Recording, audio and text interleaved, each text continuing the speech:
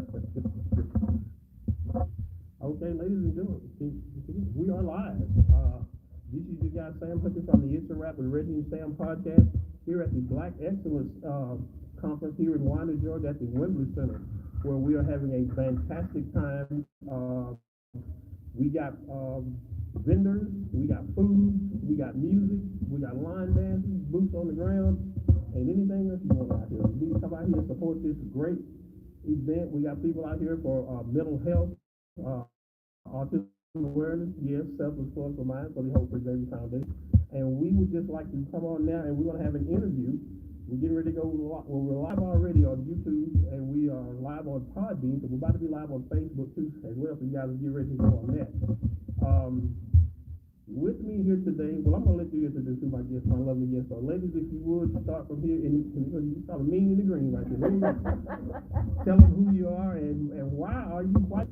My name is Simone, and I am a life coach. I fell in love with makeup, and in falling in love with makeup, I learned that everybody needs to take it off. So I'm working with individuals who enjoy doing makeup or trying to work on their self-care, because it's like, how do you feel when all of the makeup comes off? Because we can only hide from others or from ourselves for so long.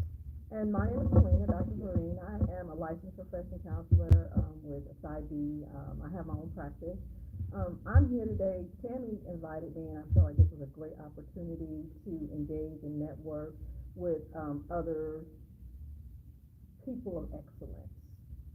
Okay, when you say people of excellence, could you expound on that a little bit? Yeah, I was looking up the definition for excellence, and it's like people with these attributes and contributions, and a lot of times we look at professionals or celebrities or athletes as black excellence, and I was thinking about that.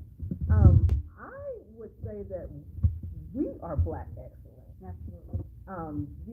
Those single parents, those single moms, those single dads, our educators in our community, we exemplify excellence. Okay. Well, that's what it is. And the importance of that as it speaks to our community. I guess I want to say generationally, because there's this saying, we don't know where we're going because we don't realize where we came from. Could you speak to something about that?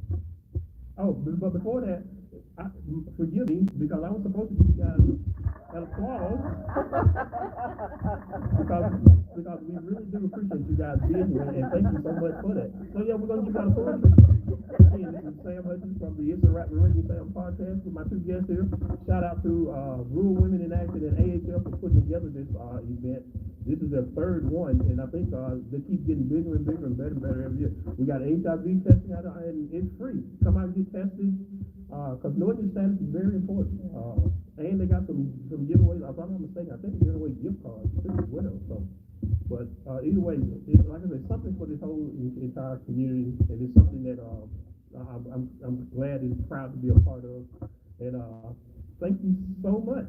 Listen, you said tell us a little bit about yourself personally, because before we went on, you tell us something about your life coaching. Yeah. I fell in love with life coaching because I've been working in the mental health field for over 10 years, and I enjoy what I do, especially reaching out to the community and the individuals that I currently serve. I feel like it's very important as to why I ended up doing this particular event, because Tammy also invited me as well, is that some individuals, when it comes to different generations and various generations, they, at times, I would encourage individuals to be honest with themselves, and that's where the love of makeup, with taking different things comes off with, because we have to start from a raw foundation and understand what our foundation is. So when I do talk to my clients and when I do my life coaching sessions, that's where I kind of move in from. And I think it's important to know what your mental health status is, and I think it's important to know yourself, honestly, and be honest with yourself, because if you can't be honest with yourself, nobody else is. And that's one of the things, and the reason I'm asking you is kind of a little bit on the surface. I too am a life coach. Okay. Just started though. I have 0 clients, but anyway, I got my certification, and it's something that I like to do too. So maybe we can collab on some stuff. Give me some pointers. How long have you been doing life coaching? Yeah, I've actually been doing life coaching now for a year. See, you're ahead of me. Okay, so I got, like I said, I And got I'm zero still, clients. I'm still learning too. But it's Everyday yeah, learning. thank you so much. But the life coaching is the thing. I love what you said about it, because with potential clients that I've been talking to, and I tell them it's only going to be as effective as depending on how honest you want to be about it. I said, because what I'm going to talk to you about is what you want to be, and I'm going to try to teach you how to get there. But I got to find out, again, as I spoke earlier, where you came from, because there's a lot of so much stuff that happens to us that we repress in our childhood, unresolved issues. You know, maybe you see somebody, you need to have a conversation with them about something. It may be something they didn't know they done to you. You see what I'm saying? And again, maybe something that they done to you that you need to let them know, and that kind of stuff too. But again, it gets back to, you have to be honest with it about what it is that you really want help. That's my opinion. That's what I do. Is that a great approach? That's the approach that I take. And there's a lot of times that we don't know. Because we repressed it, and we sometimes even repress it from memory. And it's our programming, you know, like our norm. The norm is subjective, but our norm in our house may look this way. So I don't necessarily know that. And when I do something outside of my norm, it feels weird. But why does it feel weird? Because this is not my norm. Like, I'm used to dysfunction, so if I'm in an environment or an area where there's no dysfunction, I feel like a fish out of water. Because it's your norm, but it's not somebody else's norm. Well, so it's the fish out of water. Right. Fish is kind of when it's out of water. Right. What is this? Right. Right. Yeah. I agree. And again, it talked so much. I did a podcast here earlier this week, and it was about mental health. So actually about spirituality, and a guy of mine, shout out to Eureka Bradley, he's got an ebook called 21 Day Affirmations, faith-based. He got 21 affirmations because he operates on the premise that it takes 21 days to break a bad habit or 21 days to start a good habit. And he was saying that these proclamations, 21 days, they tied to a scripture. But and one of the surface of the conversation came being that, yeah, it is important. Spirituality. And then one of the points that I made, and I think it was a good point that I made, is that spirituality is not just important on Sunday morning. It's not just important on Bible study. It's not just important at the revival, the pastor. Spirituality is important to every day, to you every day. It has to have a place in your life every day for you to be the best version of what you can be. Because that perspective is everything. And it really is. Can you speak to that? Yeah, that perspective. Once you change the perspective and how you look at something, it completely changes. And I would say I do agree with you when it comes to spirituality, and then, you know, you don't just have church on Sundays.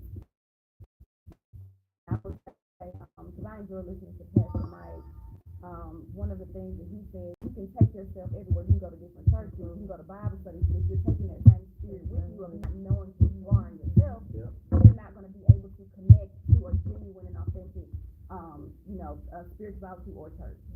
So I completely agree with you. I kind of like that. Yeah, like you take you wherever you go. Like that's what we say with the I love that. What an ad, they say changes people, places, or things. Well, you gotta change you because you're taking you wherever you go. I don't care where you move. If you haven't healed, if you haven't processed what's going on with you, you're taking that same stuff with you. Yeah, and it's not good. Right. And that's the thing of it. It's not good. It's not good. It's not healthy. Yeah. Right. And that's keeping you sick. Yeah, and it gets heavy. Stuff gets heavy, and I think that with the way social media is now, with TikTok and YouTube and Instagram and everything, people get this persona, like it's just pictures. They see pictures in a pretty face. Right. And I think that's where the love of the makeup and the life coaching for me came alive, because that's not reality. I like to meet people where they are.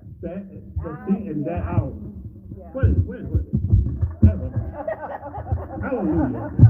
That's what I'm talking about. But that's what people don't understand. It gets back to the spirituality. What I was talking about was that's what Jesus did. He met people where they were. And that's what people don't understand. And I say this all the time to and this is not all churches again. I don't want somebody getting in my inbox or riding by my house doing something and shut up. I think, and I'm not talking about all churches. I'm just talking about that the basic fundamental thing for the most important thing a church is supposed to be doing is saving souls. And I think they tend to forget this basic thing that it's the sinner that has the soul, not the sin. Absolutely. But we bang, bang, bang, bang, bang on that sin. You see what I'm saying? We put that sin in them people's face and call me naive, call me old fashioned. But I'm one of them people that believe love conquers all. I guess I'm sorry. It does. Because I've read for people who were involved in drugs for 20 years, but a church hugged on them, loved on them, made them feel good about themselves, and they're not longer on drugs. And we talk to people who've been off for 20 years. And, you know, this may be controversial, even homosexuality. It's people that have been in that lifestyle 15, 20 years, but a church loved on them, cared about them enough, and showed them, you know, I care about your soul. You know, because we're all sinners. We all, you know, and there are no degrees in sin, and there are no degrees in Hades where we're gonna burn it if we don't have you see what I'm saying? Yeah, it's not gonna be like, well, you lied, you are the big liar, so you're only gonna cook it 450 degrees. But you were stealing, so it's 650 for you. But no, it's the same lake of fire for everybody. And I believe it's very important to meet people where they are and not to have your expectations placed upon them. Yes. Because the one thing about it, where we are is as different as we are as individuals. And that's what you said. You cannot tell somebody, well, you should be here. You ought to be here. They're gonna be where they are. That's what we do. Right there. We're gonna be where you are right there. You know, because get back to what you said, we're gonna be where we at. And I like what you said when you were talking about, you know, it changed people's life. They went to a church and they loved on them and hugged on them. When people walk through different doors, whatever doors, they don't know what they're walking out of, and they're walking just into a door.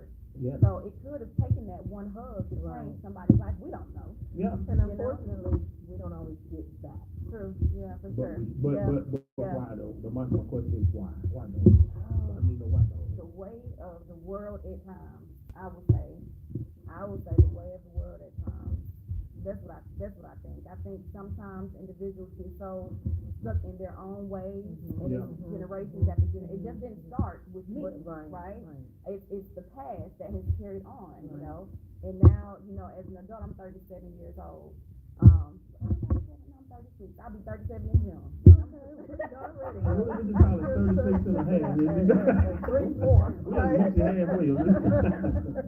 So there are things that I've learned in growing up that have changed my life, you know, that you know, once I've gotten older, I take different things from my own past history and my family traditions, and I tweak it for myself, because, you know, at the end of the day, it's me. Absolutely. At the end of the day, it's me. Absolutely, nothing but that. And again, ladies, I know you said that you had to get out of here, but I'm gonna tell you something. I love this conversation. I wish I had more than 15 minutes. I gotta get short information so you and I can talk some more. I want you to come on my podcast. And quick shout out, let it. Like I say, I got 900. You know, I do have 9,518 subscribers. Okay. And I want them to know about your life coach. What is it called, and how can they? My life coaching business is LS Glam. It's LSGLAMZ, and you can reach me on Instagram. They'll have my information. You click on my link tree, and it'll have my email, my YouTube channel as well, so you all can get in touch with me there. Absolutely. And do you have anything you want to do out like that? Yeah, Selena Marine with Marine Counseling Service. So that's D as in Victor, EREEN, counseling.com, and that's my website. I think I can do that. You guys can help me a lot too. My life coaching business is called Life with Coach Sam. And the reason I chose Life with Coach Sam is because I was a YMCA coach at the YMCA for over 20 years. And I did an AAU travel team here in this community for about 15 years. And I connected with a lot of young men, and I took that chance to, you know, imply some life lessons to them. And a lot of them have grown up to be, you know, fine young men, and I still love and care about all of them. I celebrate every milestone they have, you know, from the marriage to the first child, and, you know, some of them, you know, even alcohol recovery, drug recovery, whatever it is, whatever milestone it is, because I'm connected to them. But that's what it is, coaching with life. Coach Sam, even now, I'm 63 years old. But whenever they see me, that's what they call me. Hey, Coach Sam, that's what they still call me.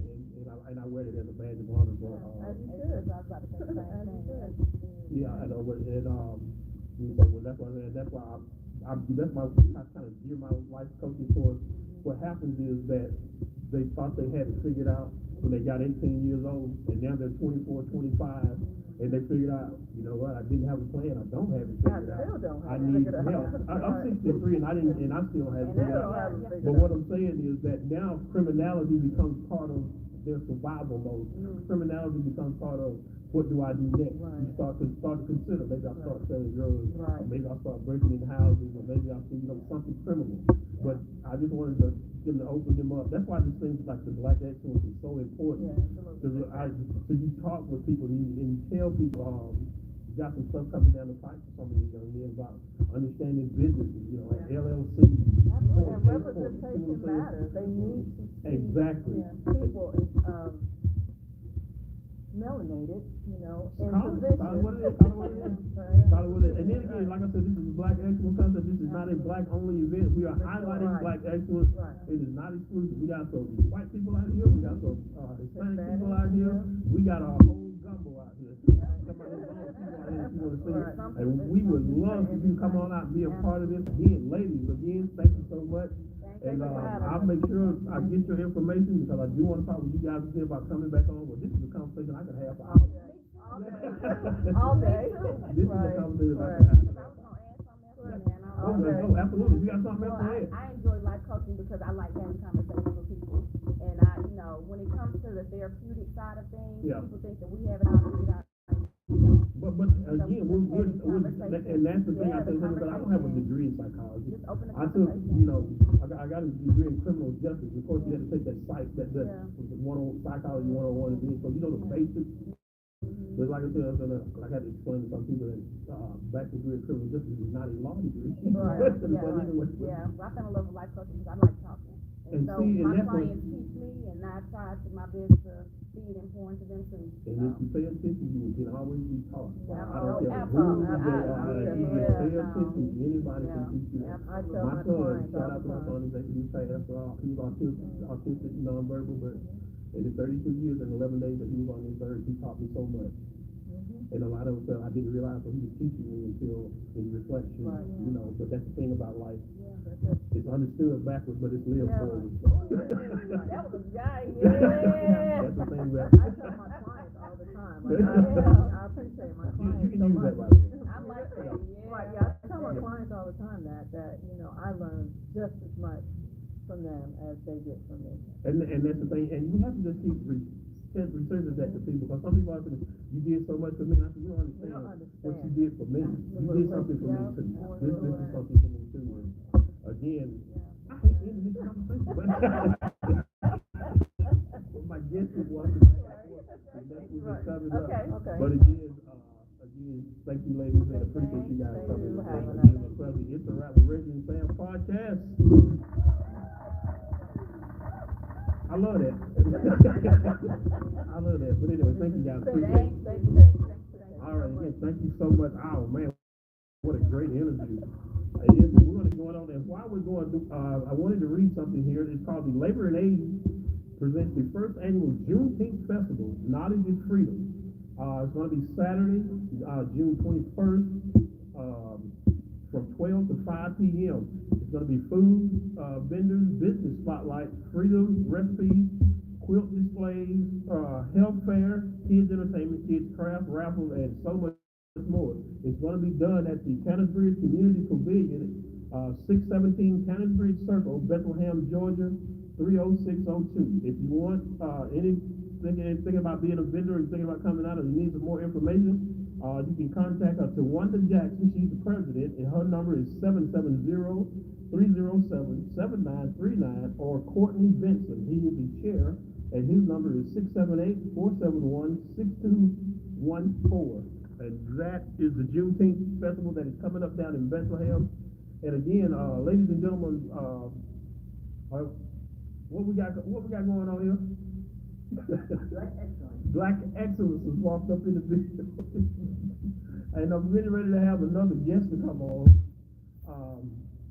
I don't know where they went to, but see she out there, Teresa, my cousin, she got on the Hope for Xavier t-shirt. She's short, got on the Hope for Xavier t-shirt. You again, get out of here. What's going on, Aaron? You guys see it, but again, this is Sam Hutchins broadcasting live from the Black Excellence Conference here in Winder, Georgia. I got another guest that is scheduled to come on. Trying to get ready to go live on Facebook here. But again, thank you guys so much for being here.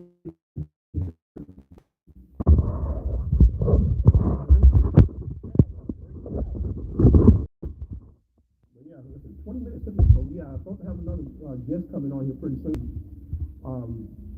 Again, Black Excellence. And while we're waiting, I guess I'll tell you again a little bit about what's coming down the pipe for the Hope for Xavier Foundation. Coming down the pipe for the Hope for Xavier Foundation.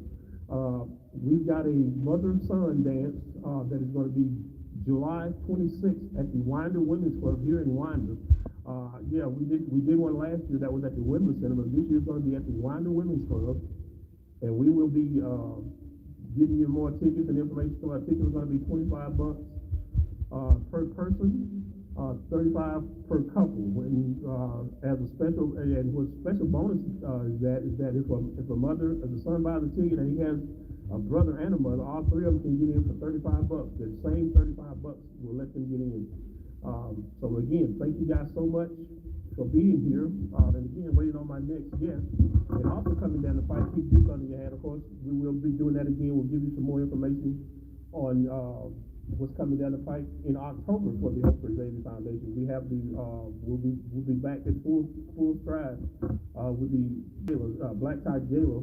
We didn't get to do it last year because of some unforeseen events, but we're doing it. This will be our 10-year anniversary. We really want to make it special, so we want to make all the special people make sure that they come out and be a part of it.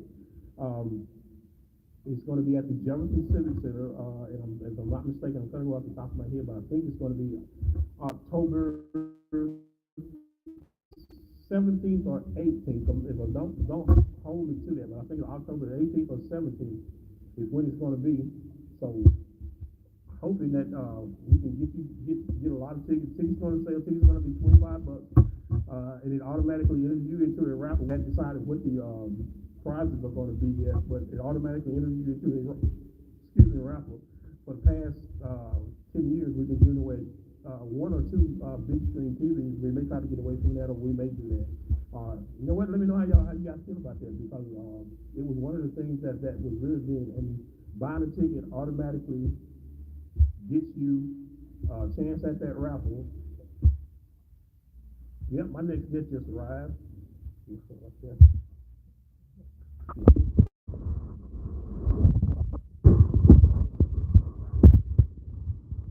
All right. Tell them who you are and what you're doing here. This is broadcasting live from the Women's Center. This is the Interact with Reggie Sam podcast.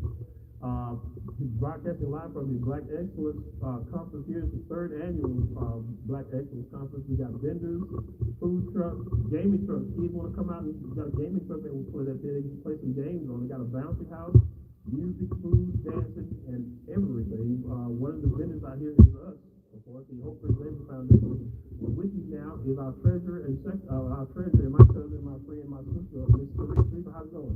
Good. Okay, let me tell them what you're doing here and tell them a little bit about the Hope for Xavier Foundation, what we got going on. I gave them a little bit, but you give them the rest. I'm here with Hope for Xavier. It's a vendor here today. We have shirts for $10. We have a sweatshirt for $30. We have tumblers for $10. And Hope for Xavier is an autism organization. Hope for Xavier Foundation, we're an organization dealing with autism awareness. Our main fundraiser is the Wanda Lene Emerson Thompson Scholarship Fund. And I'm going to explain a little bit about that. That's a scholarship that we give to our high school every year. The recipient receives $500, a laptop, a plaque, and they also will lifelong partner with them while they're continuing their education, and will provide whatever they need if they let us know we're there for them throughout their education. And then we will be having a mother-son dance coming up on July 26th at the Jefferson Civic Center. And you know, everybody hears about father-daughter, but you won't ever hear about mother-son. So anyone that wants to purchase a ticket, contact myself, Sam, Lisa Hutchins, Annette Studevant, Renee Wilson, aka Bridget Wilson, Vera Brown. Any of us will be glad to sell your ticket. Tickets will be going on sale soon.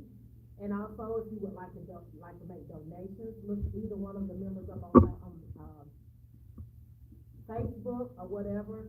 And I'm the treasurer. You can contact me, and it'll go directly into our account. And we just do several kind of things, trying to raise money. And if you have any questions about autism, if you think your child is on the spectrum, contact Sam. He has a lot of information. Do not just sit back. Please. Recognize something, please. Go ahead.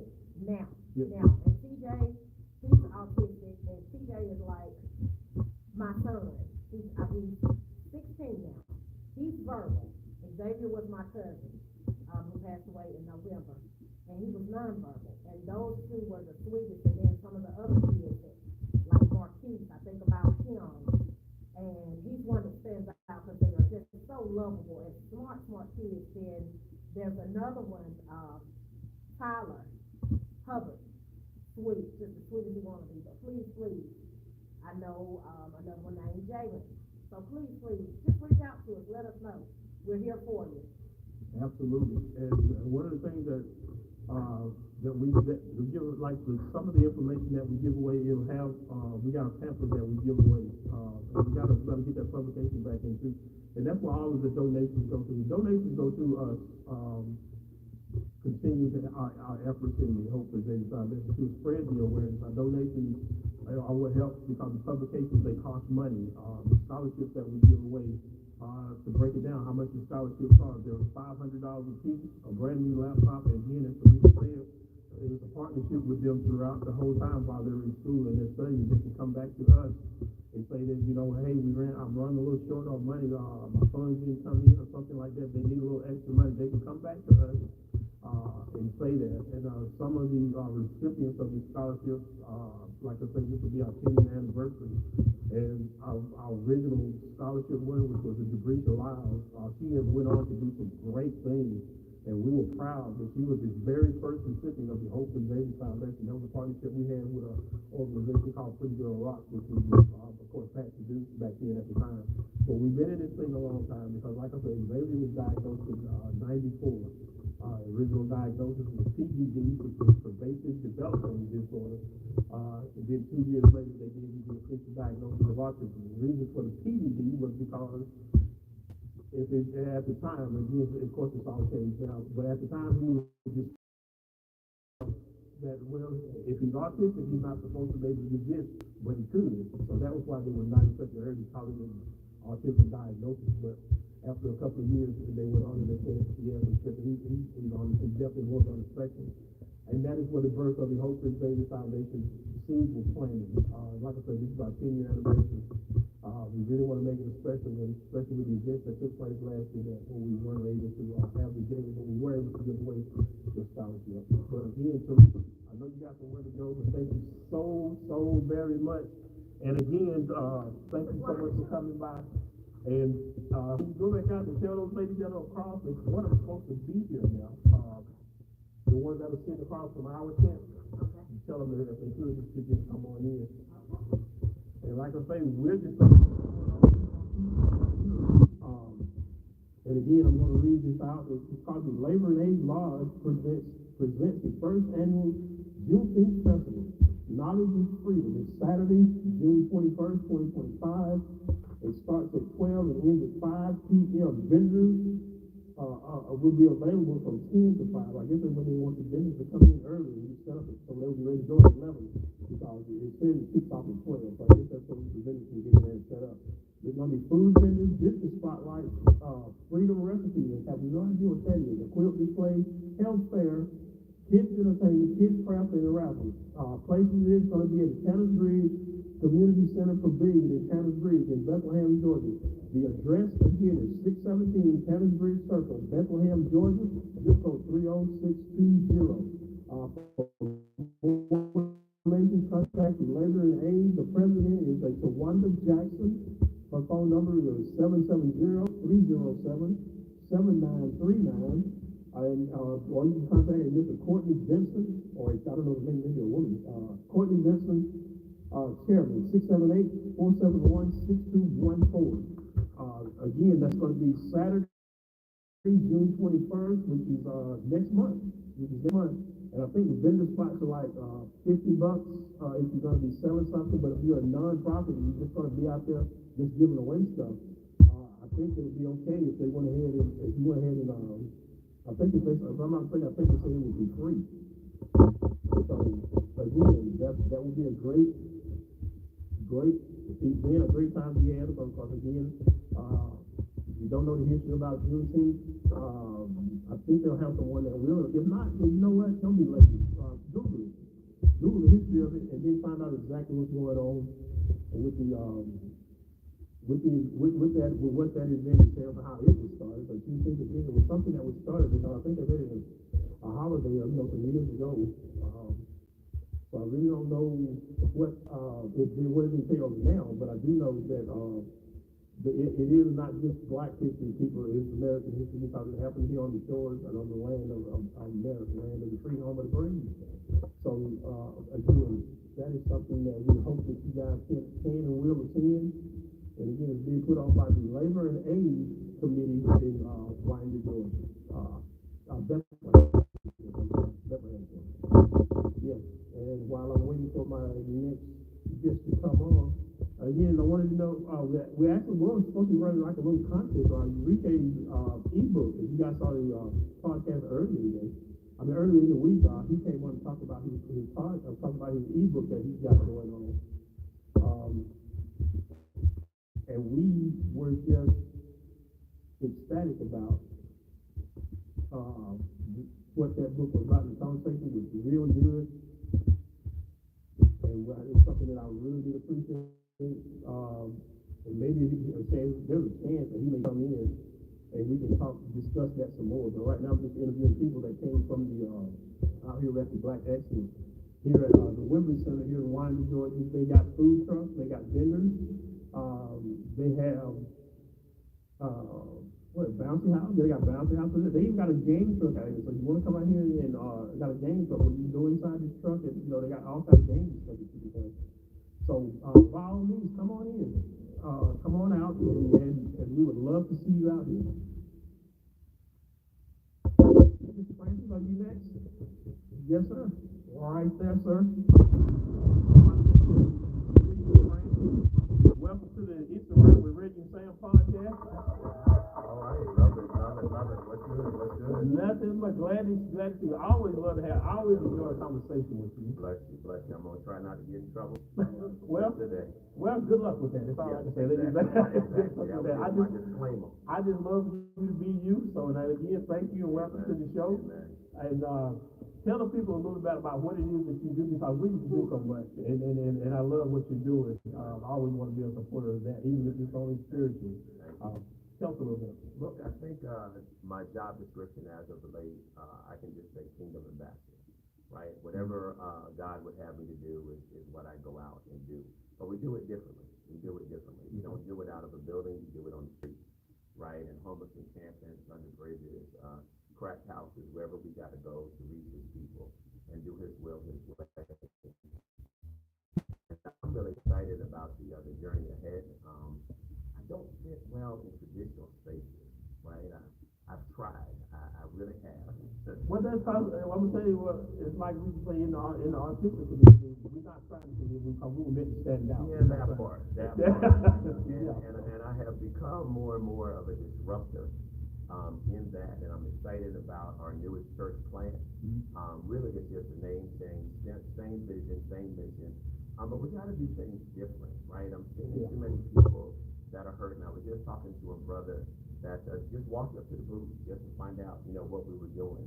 And you could see the pain all over his face. And I started asking some hard questions. And the Spirit just said, the pain started at 15. It's not at 47 years old. And he was like, well, how would you know that? Well, you don't know what you're talking to right now, right? But we ain't worried about how I knew it. What happened at 15, right?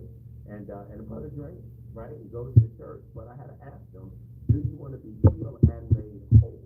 Healed and made whole. There's a But they try to separate. Right. Some They people try to separate. separate. I just need to be healed. Right, yeah, no, but I wanna know if you wanna be healed and made whole. And, and I always say, this is, the prophetess Oprah said this. If you're doing an interview when you get a tear, you're doing good. Wow. So I started looking at that, if I get a tear, I done hit where I needed to hit. And I was like, that wasn't the atmosphere, right? It was set, but that wasn't the atmosphere to do the healing. And I was like, look, you're gonna have to call me. Here's my number, you call, I ain't gonna track you down or whatever. I'm just telling you, you can be made healed and whole. I don't care what it is you're drinking, I don't care what you're smoking, I don't care who you're with, whatever. Come as you are, so we can get you healed and whole. And I really think that the brother is gonna call me, because he done stayed away from me. I love what you said, especially about the cheer part. There was this, Winder had a GED program, and this is when I was in, I think it was 30. Okay. But I knew a lot of these young men that were in there, in the GED program. Right. And they were just knuckleheads, and you got top for better words. And, I knew a young lady who was, and she asked me, would you come in and speak to my, they were African American boys, she was white lady. Right. She knew there was a disconnect, and they they were just doing that because I think the incentive was, you got $25 a week to come in. That's why I don't like incentives. There you go. Not an incentive to get you to come, I need an incentive to get you to a better place. That's what I'm saying. But anyway, and the thing you said about the cheer, it brought me right back to that reference, because I saw one young man, and I knew this chick, but she didn't know, she said, he just seemed like he was so smart, and I knew him, and I just got into himself. And because his mother was in a lesbian relationship, right? You see what I'm saying? Right. And he's 16. Right. So he's a cool. You see what I'm saying? They get this Joey in the fact that was their go-to card. Like the mom, And so I talked to him, and when I saw that tear come down his eye, I went back and I told her he still has a chance. Yes. Because he still cares. Yes. And I told her, listen, anytime you're talking to somebody, like you said, a tear, used to be if they drop their hand. Right. I knew then they still care, and it's not too late. Yeah. So there's just so much pain, so much hurt, right? A lot of trauma, right? So my ministry has really been about establishing healing-centered environments or creating opportunities for healing-centered engagement, right? So anytime that I'm in the presence of anyone or somebody comes into our presence, it needs to be about healing, not about what you're going through, right? And I think a lot of times people sit in their grief, right? When we were talking earlier, I lost my mom in October. Like, people want me to sit in that grief, but my last time seeing my mom, we were at my brother's wedding. Makeup, hair, dress, we were actually clowning on each other, right? Because we understood the assignment. Like, look, we understood the assignment. It was all white wedding. We understood the assignment. You said you have your mom. And, kiss on your cheek and laugh, not realizing that was only the last time that I saw her. But I will tell you that the sermon that I preached for her eulogy was probably one of the most powerful sermons that I've ever preached in my entire life, right? And it was through that, right, I was able to release the grief and just really focus on legacy. And then it wound up having me sort of think about my own legacy, right? One, I don't know if I want to see you. Your cousins don't know how to act when it comes to a funeral. Explicit rules of what to wear. They want to wear what they want to wear. That's it. Look, this ain't a VIP line. I'm not going to kick you out. But you know what I asked you to do. Simple. Then you inviting folks that don't know my mama to the repast. You ain't even invited to the repast. So how you want to extend an invitation? Send it 6, 7 other people. But you have to, your cousin, your people. I think, right? So those are my people. Right. As the teacher said, we are all people. Yeah, I got mine. You got yours too. I just didn't put it on yet. Yeah, but I started just thinking about legacy and hearing the stories that people were sharing about my mom. It didn't matter if it was a childhood friend, somebody she went to college with, a cousin. It wound up being the exact same story throughout. And I started thinking about my own legacy, and I said, we're going to have to start doing something different, right? So I'm excited about the work that we have to do. Super excited to support Rural Women in Action and long-term time plan. And Tammy can call me anytime. I'm coming up to Winder I come up 316, I don't know what the speed limit is, but I'm gonna get here. I'm gonna get here. And excited to be here, to see you all, the work that you do year after year. And I just think it's great out in community. Because this is what we're missing, and that's what I just spoke about. Building community. There used to be a time if you were cooking out, I was at your house.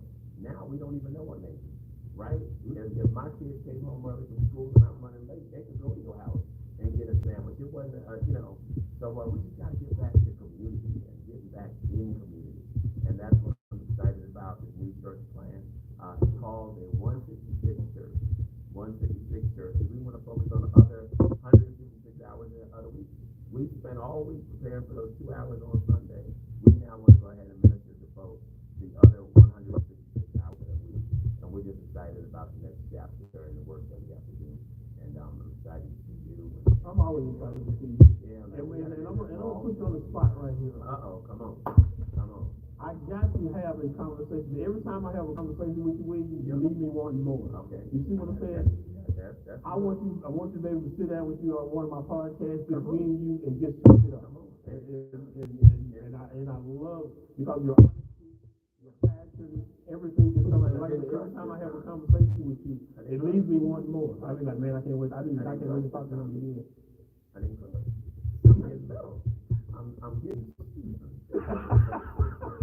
Okay, I can go with that. No, but I love you. Just let me know. Yeah, most definitely. I just want to make sure y'all heard that, America.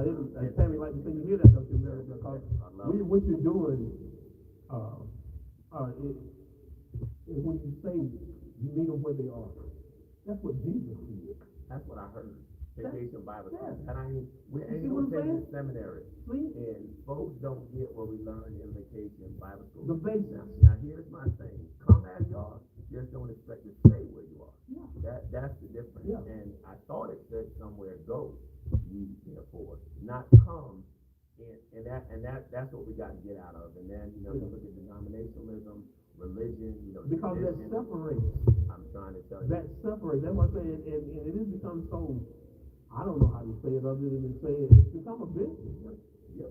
It's become a business. Like, if you can't do anything for me, I read, you're not going to, I don't want you taking away from my church. Look, I look at all these churches with no outreach program. people don't get it.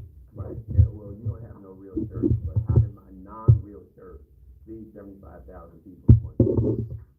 See what I'm saying? That's what I'm talking about. 20% offering. And how much offering is taken up every Sunday?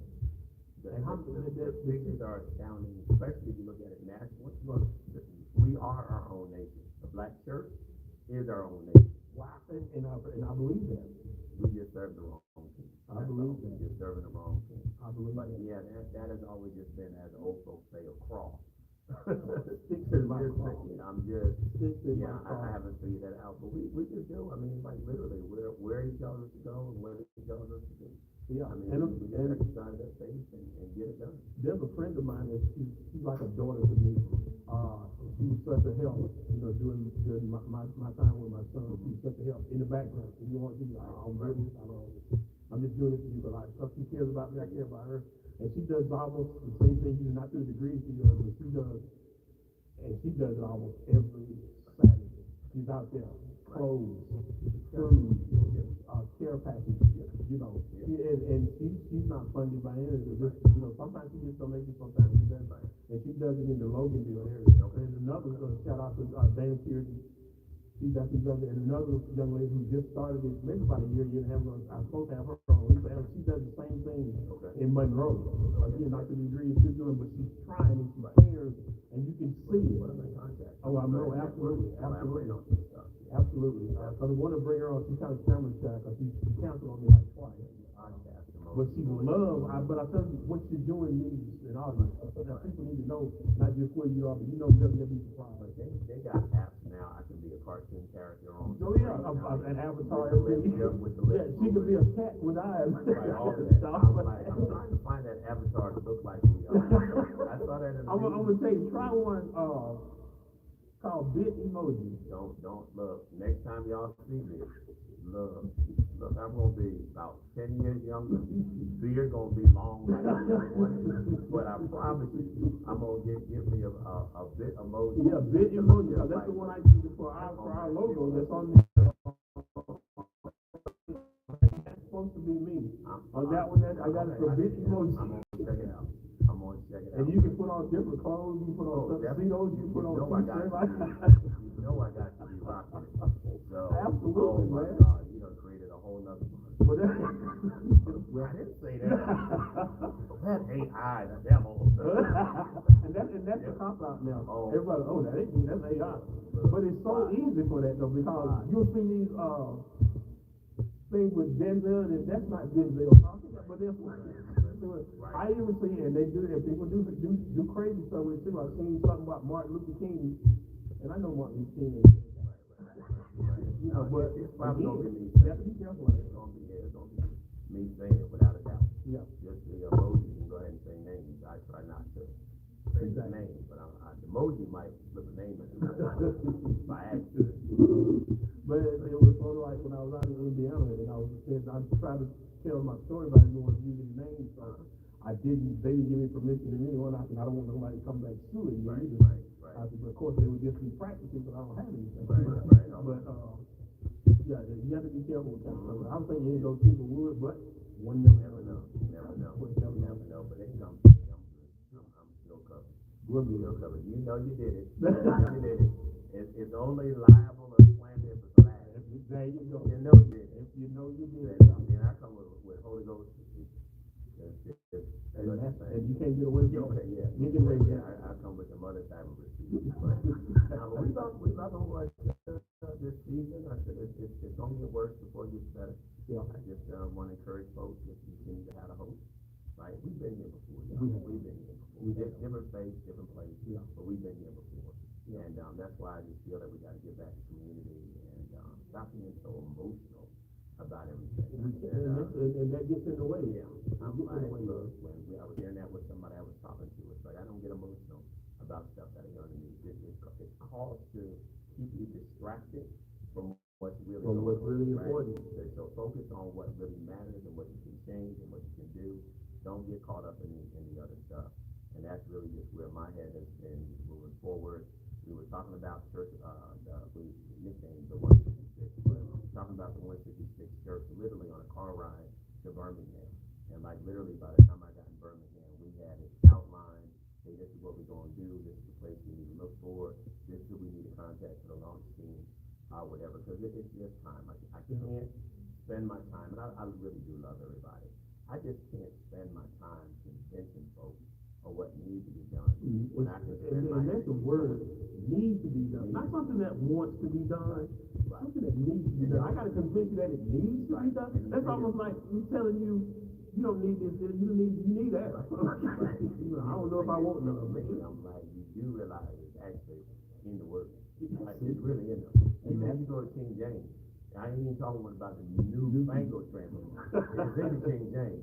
Yeah. You just skip over it. And they get a little upset when they find out that I'm actually learning or whatever. You know, I'm like, it ain't that serious. Ain't nobody on the street ever asked me where I got a degree from or whatever, because they ain't concerned with that. You don't need a degree to care. It's I'm caught up in titles and the staff and the outfits, and ain't nobody know what it means. You don't even know what it means.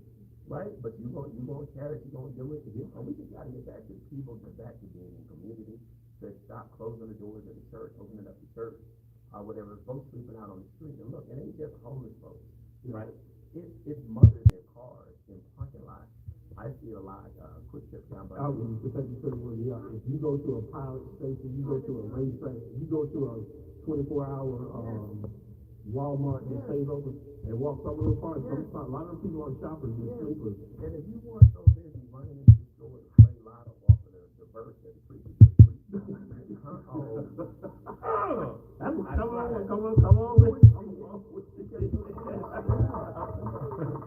Read that. Up in the window, and if you just pay attention, there are opportunities all around us. And we're missing those opportunities, and I'm sorry. Yeah. When he does return, he's starting with the church. He's gonna add. And I'm like,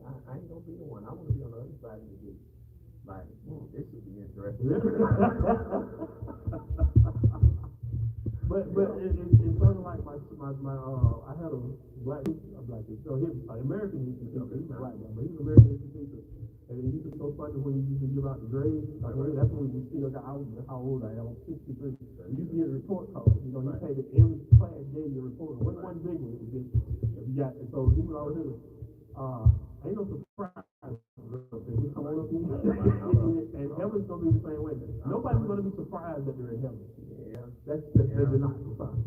I'm gonna be surprised that they ain't. Yeah, but ain't nobody that's gonna be in there for that. Yeah. I'm trying to tell you, it's gonna be the least of these, and I've been telling folks this for a while. I think the next revival is coming from the throwaways of the church.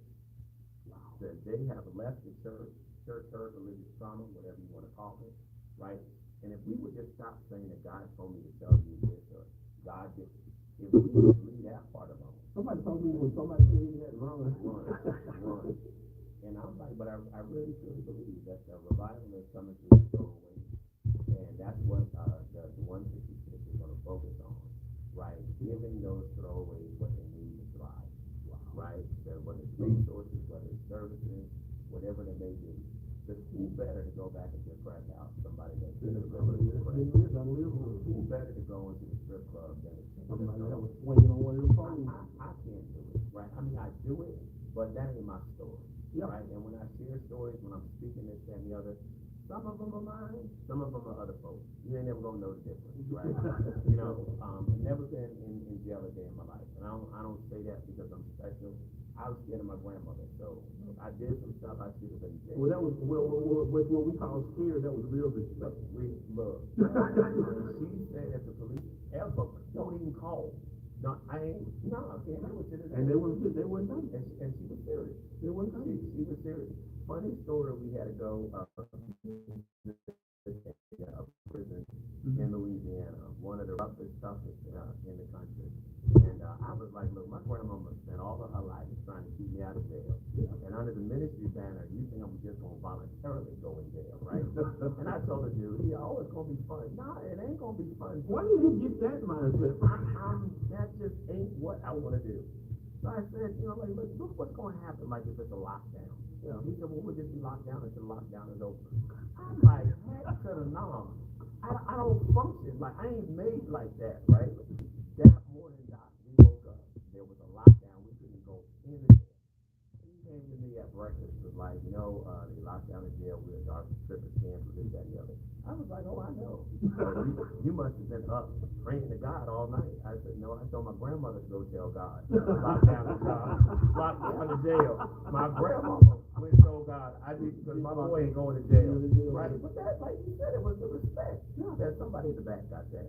Said, but yeah, I'm like, I wouldn't, and now it's funny, we got a prison ministry, and I'm like, itching to get back in, right? You know, but I had to have an experience, because from that breakfast, I met somebody that shared their testimony, and that's how we got engaged in the prison ministry. And you listen with compassion of how you can't tell if it's your story or not. All right, I'm gonna tell him myself so. As I was listening, he had a double life thing, and I was thinking how much the reward would be, because I thought he was gonna get something. I was gonna call on him. You got a double life sentence? They got to have some sort of reward. I just wanted you to say, you know what I can do with this $50,000 bail money, prize money, whatever it's called. The enterprise in that. God had other plans for him. But he shared his testimony, and I had goosebumps. I was like, to see those phenomenal testimony. And it was, if I had been in jail, I would have never met the brother. But with it being cancer, met him, and he's the one that got us engaged in doing prison ministry. So prison ministry, we doing the healing engagement, our homeless outreach is still going strong. We're currently going around the country with pharmacies and clinics and different things of that nature. We got to get the health of our people, right? You know, and then there's places that our food deserts or whatever. And you wonder why blood pressure and glucose and all the sugars and all that stuff. Right, but you're sitting here, the doctor prescribing medication, and it says on the bottle you got to have food or whatever. You spend the money on the medication, and they got the food. So so it's like, so we're just trying to do, you know, a holistic ministry and really focus on the other 156 chapels. So, look, I'm excited and just let me know when you want me to come on. Absolutely. I just gotta bring a couple quick sip coffee. Oh, that's okay. And we have to post my disclaimer. Oh, that's okay. Okay. All right, then We're gonna make it do what you need to do for you to be there. We got it. Again, I always love our conversation. Like I said, every conversation I have with you, this is no smoke up your ear or nothing like that. For the first time I met you, I was impressed with you. I was like, now that's a brother I like to have a conversation. And I was not wrong about you. Cause every time we've had a conversation, if you leave me one more to have more and a longer conversation, that's why I would love to have you on and have this conversation. Because like I said, your gift, brother, you blessed me in more ways than one, in more ways than you know.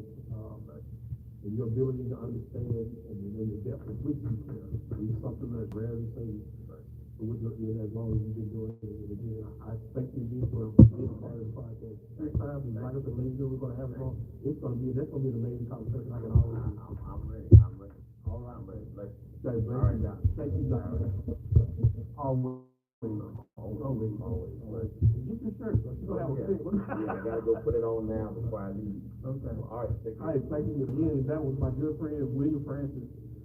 He's doing some amazing work. Follow him on Facebook. And again, I'm going to give you another shout out to Labor and Aid Lodge presenting first annual Juneteenth Festival, Knowledge is Freedom. It's going to be Saturday, June 21st, 2025. The event starts from 12 to 5 p.m. Vendors will be able to start setting up at 10 a.m. that morning, and like I said, it goes to 5 p.m. that afternoon. There's going to be food vendors, business spotlights, freedom recipes. Again, I don't know what that is. Quilt displays, health fair, kids entertainment, kids craft, and a raffle. I do not know what they're raffling off, but anyway, it's going to be at the Cannons Bridge Community Center Pavilion. The address is 617 Cannons Bridge Circle, Bethlehem, Georgia, zip code 30620. For more information, you can contact Tawana Jackson, President, 770-307-7939. Again, that phone number is 770-307-7939, or Courtney Benson, Chairperson. The number is 678-471-6214. Getting ready for my next guest to come on here. And this is from the Athens Clinic. We are here. You guys can just come on in and have a seat. One here and one there. Or you know? You gonna Bill? Come on, Bill. All right, you might as well. Y'all ready here. Right here. Right here. Right here. Have a seat. Glad to have y'all here. Can y'all see? Y'all see each other right there? Are you in there? Don't cheat me now. Look at my little guys in here. Yeah, go ahead. Okay, that's it. That's it. Okay, that's good. Again, I'm gonna let you guys introduce yourself and tell me. Again, we're here broadcasting live from the Black Excellence Conference here in Winding, Georgia at the Wembley Center. My name is Samuel Hutchins from the Instant Rap with Reggie and Sam podcast. We're broadcasting live. We're speaking with vendors and people who are here. And my next two guests, I'm gonna let them introduce themselves. Starting with the young lady to my right, your left. Could you go ahead and deal with you, sir?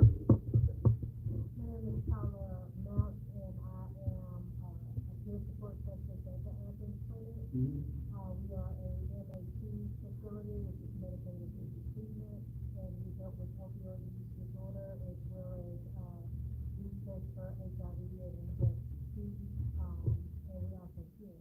Okay. That's it. Before you sound like you should be baking cookies in a hollow tree. You sound like an elf. I'm gonna need you to speak up later. But you, sir, who are we? I'm Billy Maris. I'm the owner of Recovery Center for Men. We do also have a women's recovery center that she owns to help people with drug and alcohol addiction. Wow, that is great. Welcome to the Instant Rap with Reggie and Sam podcast. And I guess we can just jump right into it. What part of your I should say business or program deals with fentanyl? How prevalent is that? Well, the majority for Athens credit, the people that we serve, the kids that we serve, are, we try to reach out to the underserved, marginalized communities, but the majority of people, like I said, they have opioid use disorder, and that's people that have had addictions to prescription medication, oxycodone, hydrocodone, heroin, fentanyl, those type of substances. We also deal with people that have meth, meth and alcohol use disorder. But that, in this day and time, is an epidemic that we're battling at this time. And we just, try to intercept in this epidemic because a lot of people don't know about MAT. No, I never heard of it. Absolutely. It's a program, and I try to explain it this way because a lot of times people have this stigma around MAT that you're trading one drug for another. Because it is a medicine that you have to take daily. But you can't look at it that way because it's a whole treatment program. You're taking classes, you're talking to a counselor, you're talking to a peer counselor, you're having these resources. And with all the resources that you have surrounding you, it sets a person up for success versus failure. And it's a whole lifestyle change. It's because your behavior is what actually, triggers these things in your mind. Yeah. And you have to learn how to control those triggers and what to do when you are triggered, and have that safe space to go and talk to your counselor or talk to your peer counselor. And we reach out to places like, Divergent Recovery Center for Men, when people are facing those other barriers such as homelessness and things of that nature. We, and other different community partners that we hook up with to help them in their, life, in the circumstances they have. And get back to what you said, a friend of mine, I thought she was going to be here, named Debbie Bradley. She does the Genesis Center here in Wanda. And I've had her on my past podcast a couple of times because we had some sitting out there right here in this community, and it's really sad. A lot of them are under 40 years old, as young as 20 something. And I mean, you read about stories, I've heard them as young as 12 years old. And she said something that he did. A lot of people, you heard her, one of her stigmas example they use is like, well, it's a methadone clinic where, you just trade one drug for the other. And I just wonder, where did that come from? Where did that come from? Where do you think that came from? I think it's a lack of education. I think people get, they hear that word medicine, and they're saying, well, you just replacing this medicine with that medicine, but they're not looking at the whole program in itself and what these people learn when they come here. They're learning how to, like I said, deal with their triggers. They're learning that they have barriers. They're learning, all the things, because when you're in active addiction, the only thing you are focused on is your next high. That's what you are focused on. Yeah. You're not thinking about whether you have clothes to wear, whether you got food to eat, whether you wash your behind every day. You don't think about these things. Or if you do think about it, it's there 1 minute and next minute you're thinking about how I can get my drugs. How am I not going to feel sick? Yeah. And that's why, like I said, we offer these other resources that help, with these barriers, because we want to keep people in treatment as long as possible. Right. What comes to you, sir?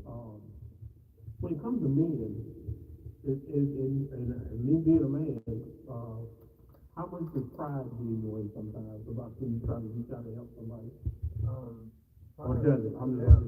Not so much for the men, but for the women, I would say. Really? Yeah, men are a lot easier. Really? I would think it would be the other way around. Yeah, We're hard they to want to do is work and, try to get back on track. Yeah. Because we're the last people that want to ask for help. We kind of think we can figure it out ourselves. Or like my wife always on me about going to the doctor. And don't tell me about this, but I guess you tell somebody this. I got this thing in my head where I'm going to give it 2 weeks. Just still doing this for 2 weeks. I ain't going to no doctor. But so if I feel bad after 7 days, I move it out another 2 weeks. She doesn't like it when I do it, especially because she's a nurse. But she doesn't like it when I do that. But that's why I was thinking, that's why I was surprised when I thought it would be mean, because I thought, well, maybe everybody doesn't think like that, because I'm a little bit crazy, I guess. But But that's what I was saying, so you say it's women more than men? Yeah. Wow. I would think that, sometimes, it just depends on the situation that they're in, because a lot of times men don't ask for help, but they've gotten themselves in a, say, legal predicament, and now they're facing either jail time, prison time, or go get help, and, before they decide to go to jail or prison, they're gonna take the option to get into treatment, first, and then once they see what all that consists of, it starts to make sense, because like I said, you're not in your right mind when you're in active addiction. Nothing is rational, Yeah, and I think that what gets lost to people where they are is people just tend to disregard how they got there. Because there was a person before they got here, and there was something that led them to this. And I think society just looks at it, just look at that crack, just look at that mess, just look at that. But there was a real human being, a productive human being, but something happened. And I think that society, at least the way I view it, they become so inconsiderate and less passionate about human beings and meet them where they are as human beings. You see what I'm saying? Because I'm sure you guys line of work, y'all got a ton of success stories. Oh, absolutely. So you got a ton of success stories. But then again, most of society is of that ilk where you just say one dress to the other. They got that mindset, and so they don't think it's working. And that was why when Ms. Bradley had our conversation, I wanted to make sure when we were talking about technology, because I wanted her to highlight, because I knew I didn't want to, I don't know who's violating, triple violation, I didn't want to call anybody name, but, just an example, with this person, this is, his program, whatever you call it. But, that when they were here, but they left here, and that's what I don't think people understand about the work that you guys do. Your program is not to keep them on that situation, house them or nurse them in that situation, is to get them out of that situation, and that you guys are just, a stop along the way, not a stop, just a stop along the way. And it's hard to get that message out, because I don't think we screen it enough. We don't have enough of these, Black Excellence Conference, and again, this is not a black only, conference for some people, whatever they want to listen. It's highlighting black excellence. It's not an exclusive black thing, because we got a great community. Our community is not just black; it's a gumbo of people. And I think that the people get along a lot better than people give them credit for. You see what I'm saying? Because it's the life and nature that we live in, the environment that we're in.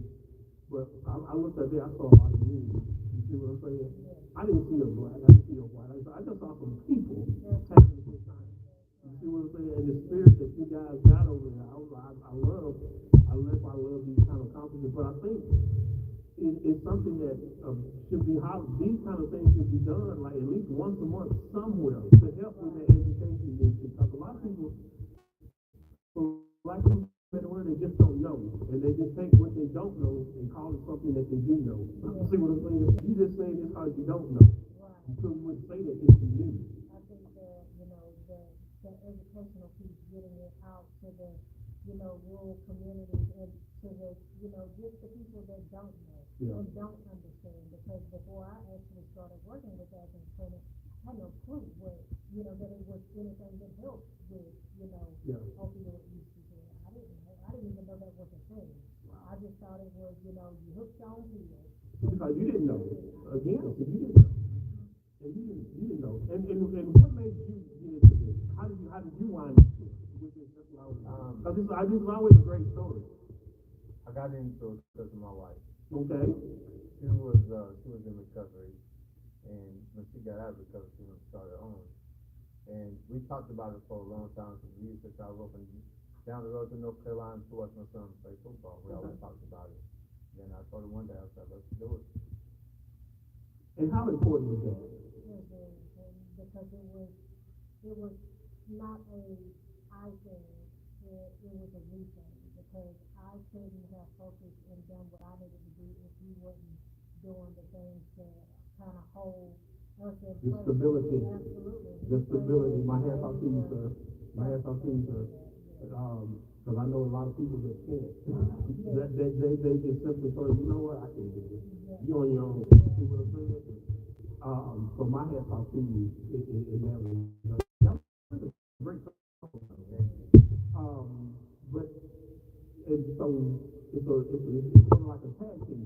Right, yep. Because a lot of times, you know, we started the women's facility, so when I leave Athens Clinic, I go straight to Divergent. Okay. And, we started off with 3 ladies. We have like 32 ladies. Wow. And, like a year That's later, amazing. I like that. a year later, we started. I love that. Yeah.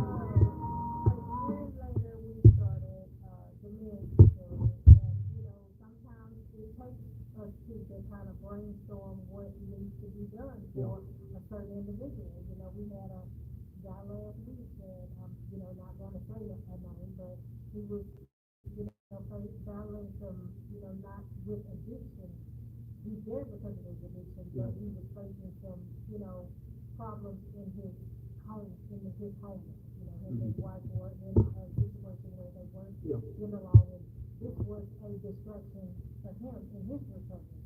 And, you know, he got himself in a position where, you know, he could have got terminated from the program. And, you know, my husband kind of came to me to get my input on it. And, you know, we kind of went back and forth, and, you know, 2 heads are better than 1. You know, he's looking at it from a man's standpoint, and I'm looking at it from a woman's standpoint, also from the standpoint of what will help this individual, what will help this kid, because that's the person that we're serving. We need to figure out a plan around him, and we can do that to be that safety net. And that's the beauty of it, the humanity. I think that's what people sometimes they forget about that part. Because again, so like my son was autistic, and he was 32 when he passed on. I went through the whole for 32 years. It was, I don't want to call it a battle. I call it a journey, because I wanted to keep everything positive about it. And the structure and the stability, again, speaking when we go back to what we were talking about earlier, that was so important. And I think necessary, and it was a reason that he was who he was. And David was 6'4", 347 pounds, but he was just easy going. But again, it was about the support system that he had around you. So when I say that, that translates to anything, even in this situation here. And you guys collaborating like you did, you saved that man's life. I'm going to say you probably saved that man's life because you looked at his humanity and made acceptance. Because like you said, by the rules, he was supposed to be kicked out of the program. But the humanity in both of y'all seeing the humanity in him. And that's what we need. You see what I'm saying? I mean, there are rules, I understand, but everybody's not meant to fit in that box. Everybody's not going to go down that same path. And again, let's talk about how they got there. Does matter. I'm sorry, how they got there will always matter. And again, that's me, somebody looking out, I don't really know, but it's just going by it. Like I tell people when I talk about autism, I'm not really qualified past the fact that I care. That's it. Because I had a son with autism for 32 years. I got a lot of information. But as far as did I sit in the classroom and get certified? No, I did not. I gathered a lot of information though. So if somebody did it, and that is so much more important than a degree. That is so much more important than a degree. But like I said, I always want to disclaim I got a PhD in executive profession. Is that going to do good? Is that going to be enough for you? Because when he was diagnosed with 94, I wouldn't say terrified, but I'm a person that doesn't like surprises.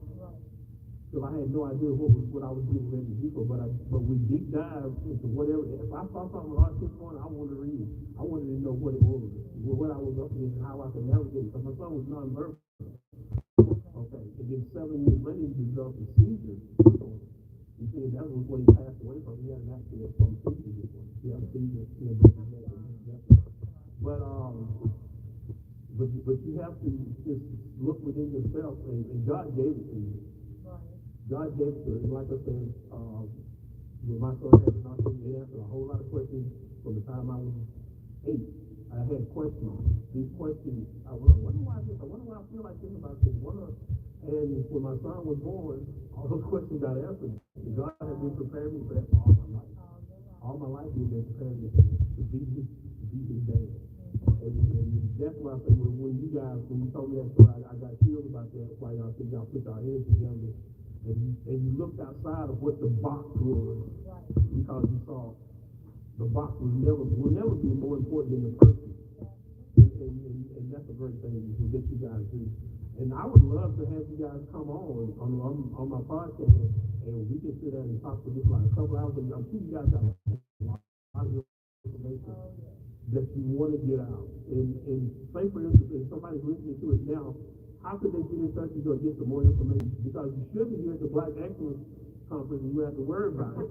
But since you're not, okay, where can they get in touch with you? You guys got a website or something? Because again, I'll go back and this is being broadcast live on Facebook.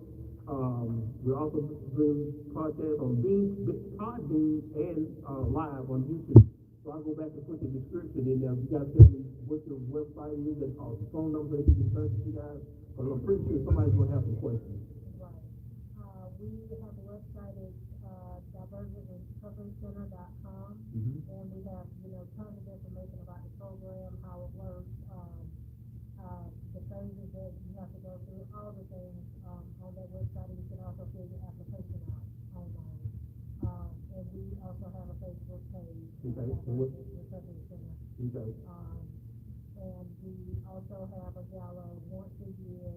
I have a gala as well. We do too. When is your gala? It's September 27th. Say that again. You're talking like you should be making cookies in Hollow Creek. I'm gonna let you say it. When is the gala? September 27th.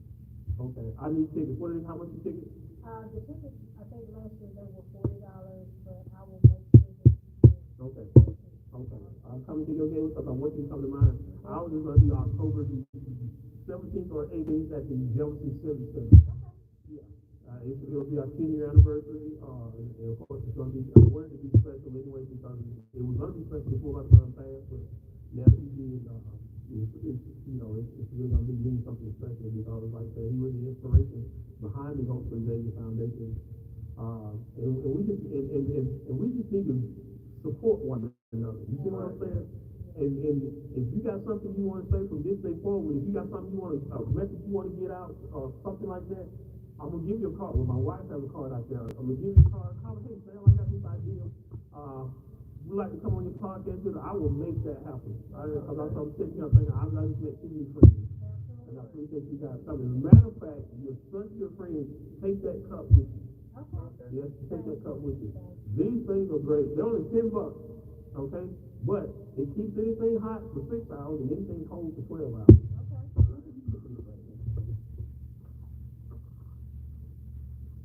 It was my idea.